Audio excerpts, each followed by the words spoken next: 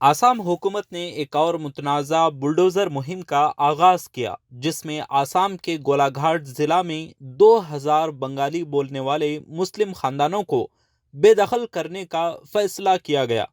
ये मुहिम जून और जुलाई 2025 के दौरान 4 अजला में की गई, जहां पहले ही 3500 से ज़ायद ख़ानदान बेघर हो चुके हैं। हुकाम का कहना है कि ये ज़मीन कृष्णाई रेंज के तहत पाइकुन रिजर्व जंगल का हिस्सा है और इस पर गैर कानूनी कब्जा है। लेकिन मुतासरा रिहायशियों का दावा है कि वो रिजर्व जंगल के ऐलान से पहले ही वहां आबाद थे और उनके पास ज़मीन के कुछ दस्तावेजी सबूत भी मौजूद हैं। गुज़िश्ता एक्शंस में रिपोर्ट्स आई हैं कि हुकाम ने तशद्दुद करके बुलडोज़र चलाए, जिससे न सिर्फ मकानात तबाह हुए बल्कि ख़वातीन और बच्चों को शदीद ज़हनी सदमे का सामना करना पड़ा। मुतासरीन के पास आधार कार्ड, वोटर आईडी और पासपोर्ट जैसे मोतबर शनाख्ती दस्तावेजात होने के बावजूद हुकाम ने उन्हें जाली करार देकर नज़रअंदाज किया। क्रिटिक्स का कहना है कि ये एक्शंस बंगाली बोलने वाले मुसलमानों को उनकी लैंग्वेज और मजहबी शनाख्त की बुनियाद पर निशाना बना रहे हैं।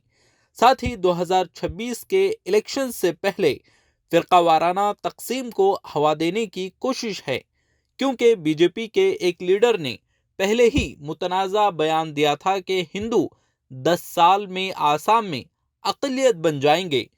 2021 से अब तक आसाम में 50,000 से ज़्यादा अफराद बेघर हो चुके हैं, जिनमें ज़्यादातर बंगाली मुसलमान हैं। बेघर होने वालों को जोरहट, गोलपाड़ा और तेजपुर जैसे हिरासती मराकज़ में रखा गया है, जहां इंसानी हुकूक की संगीन खिलाफ वर्जियाँ हो रही हैं।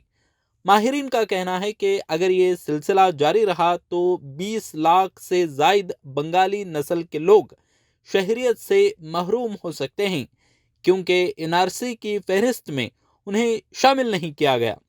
इंसानी हुकूक की तंजीमें और मकामी सियासी जमातें इस अमल की शदीद मजम्मत कर रहे हैं। STPI जैसी जमातों ने मरकज़ी हुकूमत से फौरी मुदाखलत का मुतालबा भी किया है।